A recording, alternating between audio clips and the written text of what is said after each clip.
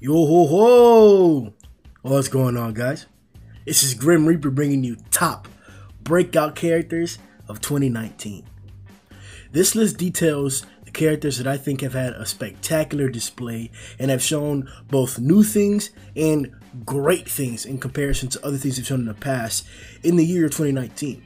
There are characters that have had their first presentations, there are characters that have had multiple fights already on this list, and they're in no particular order. Up first, we got Drive Knight. Drive Knight is a guy who's been talked about for a long time by one of my boys Zhoniin, one of his favorite characters. He mentions him a lot, and the character actually has a lot of underlying story threads connected with a lot of different characters, in particular Genos and Metal Knight. Drive Knight's design has always been pretty cool looking too. He uses nanorobotics in order to weaponize all of his body in a very potent and efficient and especially quick form. Drive Knight's signature form, TTG, Tactical Transformation Gold, blew up in the community as soon as it was released. There was at least 7 to 10 spectacular colorings of the panels where he was incinerating Neon. Although I didn't think the character was weak at all, and his mysterious demeanor did help hype the character even more so, I wasn't expecting such a quick and overwhelming display of power up against the dragon, and the Cadre at that. Not to say that the Cadres are just stronger than other dragons, but to have Drive Knight deal with a guy that was so troublesome for other people to deal with, tore through all the support class heroes, and was even getting inside of Drive Knight's suit himself. For Drive Knight to defeat him so easily, it was kind of impressive. Granted, we do know that Neon isn't dead, and that maybe Drive Knight was trying to capture him for one reason or another. But regardless of that, Drive Knight really impressed me this year, and I'm looking forward to seeing what he pulls out next. Spur did indeed gain a spot on this list. Now, he's a support class, and there isn't really too much context outside of this arc. Now, at the beginning of this invasion by the heroes, we did get 1 or 2 hints about Spur and how his psychic powers may not be as consistent as we'd like him to be. But he showed out tremendously up against Neon, trying to protect Mizuki, the girl that he has a love affiliation with, even though it doesn't seem like she's going to be returning to feelings anytime soon. Spur was able to demolish an entire city block's worth of large buildings in order to weaponize the rubble and to spears to attack Neon. Now, with the complete assault that Neon took, it's only due to the fact that he's an incredibly, unnaturally above average dragons in terms of agility, dexterity, evasiveness. All those different factors came into play when confronting the, I have to say it, dragon level attack from Spur. Him not being able to kill Neon doesn't take away from his presentation. I wholly believe that if Spur can become more consistent with his powers, him reaching the top ranks of the A class wouldn't be too crazy, and it would actually happen pretty quickly. We know that Second Gaara witnessed the event, and that Second Gaara may be able to influence the say of how high Spur jumps, but all in all, he's definitely in a group that may be a little outside of Neon and the boys, but it's definitely close enough. Speaking of Neon, this is one of the candidates for the highest breakout characters. For a while I've been watching Neon since he first encountered Melzikar. He survived the initial assault from the Dark Matter Thief's ship, and managed to only lose an arm when facing what can only be called a high dragon who took on 4 S-classes by himself. Since then, Neon has had few chances to really display his capabilities, encountering fodder monsters and 1 or 2 strong demons along the way, but all in all, he's had plenty of chances to display amazing feats that could make you even question whether he should already be S-class. While I was planning to make a video completely based on that topic, and I might still do that, some of the things that he's done definitely make him worthy of receiving a lot more attention than we've been giving him. He was not only able to dodge a bullet and then cut it, he also took on Devil Longhair with the help of the 2 disciples Okamatachi and Bush Drill. Now this isn't to say that Neon could have taken down Devil Longhair by himself, but I definitely think he could have taken on Rhino Wrestler by himself. So to see more and more growth from Neon is definitely one of my top priorities. When Gaara was first introduced, I didn't necessarily understand a lot about the character. I didn't even necessarily know that she was a female. The grotesque, fat, multi-armed body that she has wasn't anything pleasant to look at. But the more information that we got revealed about her, how she controls the entire association, how she's been manipulating and leading all these monsters into becoming stronger or utilizing them for her own nefarious, evil purposes, I've grown to actually appreciate the character a lot more. I don't want to say that Giro is the only competent one in the association, because we're talking about strength reliance as well. She's obviously using all these other cadres for their powers. But regards to that, we know that a lot of these cadres, a lot of these dragons, a lot of these monsters in general just would not work together if it wasn't for her. So her helping unite them under Orochi, under the banner of one of the strongest monsters we've seen in the series, is a pretty clever ideal. And I can't help but admire the different achievements that she could get if the Hero Association wasn't standing in her way. Giro not only has competence in terms of leadership, but her power is also pretty decent. I want to shy away from calling her a high dragon, because I think she fits more of the mold of a true dragon. Very, very capable in any sense, and quite destructive. And to be able to take on Tatsumaki like she has, I think Giro deserves more credit combatively than we're giving her. A lot of people would have a hard time up against her, especially because she uses the psychic form of ability instead of any other combat style. Neon. This is a character who apparently was implemented into the storyline differently than the webcomic by Murata himself with the permission of one. This manga original character has definitely started off slow, but with our current understanding of him, my current viewpoint of the feats he's displayed, his stance in the story, the possibilities that he has for the future, I actually like Neon, and I feel like he's done a lot of changing throughout the storyline. Now, his entire plot has been coming in sparse chapter by chapter, getting like 5 to 6 pages in every other like 7 chapters since the beginning when he first broke out those prisoners from Pooty's area. Since then, he's gone on to display incredible capabilities, and he's earned my respect as being a cadre in the Monster Association. I can't necessarily say he's the strongest of the cadres. I can't necessarily say he's the weakest. Some of his attributes and traits are really peculiar that even high dragons themselves would have a tough time dealing with. I don't want to say that nobody could do what Drive Knight did to Neon. I don't want to say that other people couldn't use strategy to outwit Neon. But his speed and agility, they're almost incomparable. This guy is tough. And when he powers up in his buff form, he's pretty destructive as well. His Feline Retribution attack, that signature attack, it didn't seem as impressive in the beginning. Another one of the heroes on this list was able to tank that, and he gained defeat from it because he tanked it. But then we see what he's able to do when he scales it up. He took out quite a few buildings just with his claws. I'm wondering, if Neon is able to continue in this storyline, whether it's upgraded with Drive Knight or the organization's tech, or if he manages to escape from Drive Knight himself, what more will come from this character?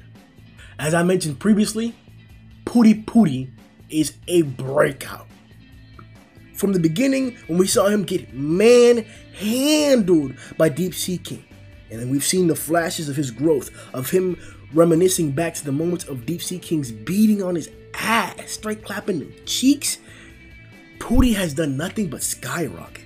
We're at a point where he not only has more abilities and techniques to help him display his naughty, grotesque specimen of a body, but he's a lot more determined and a lot more confident in his fighting style.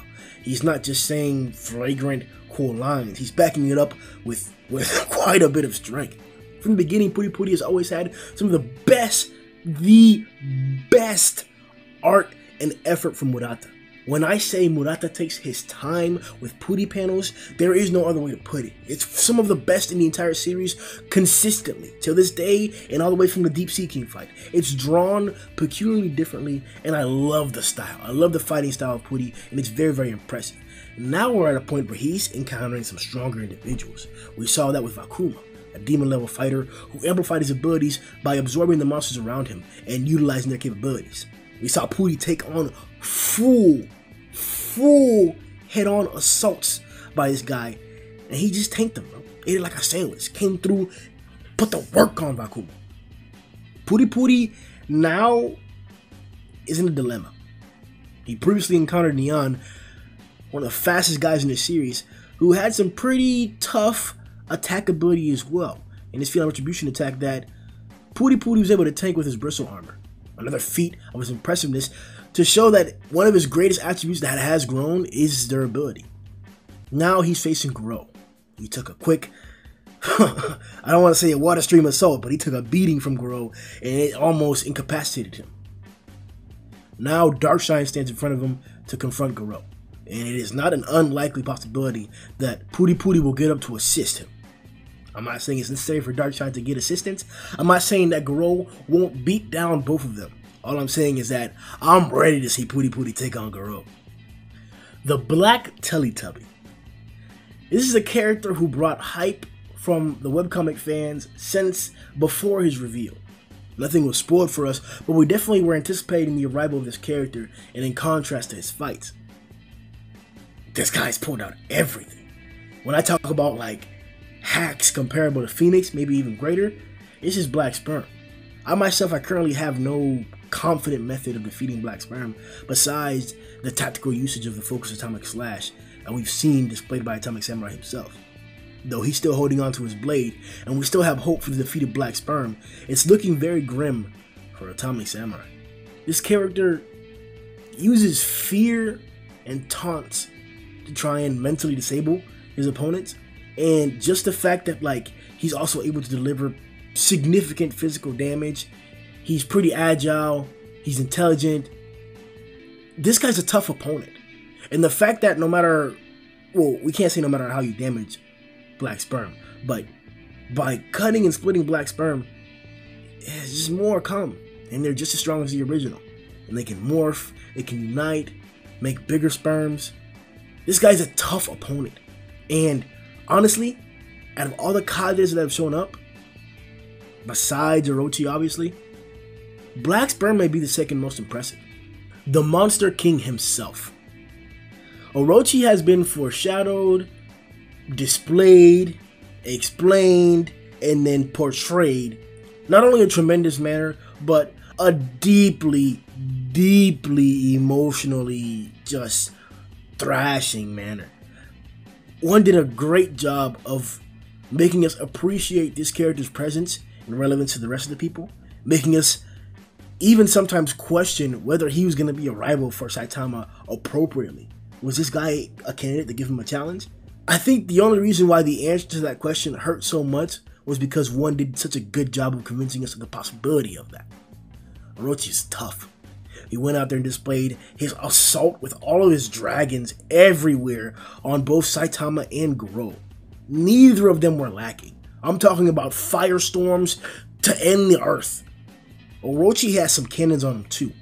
To see him try and blast through half of the subterranean base in an effort to remove Saitama was one of the most impressive things this year.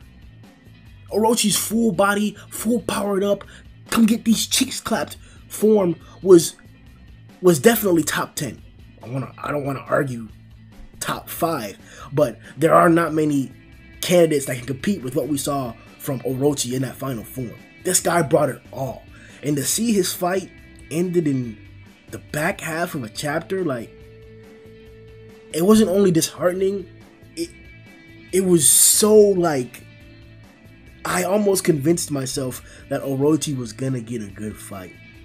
Till this day, the hashtag Let Orochi Live is still running.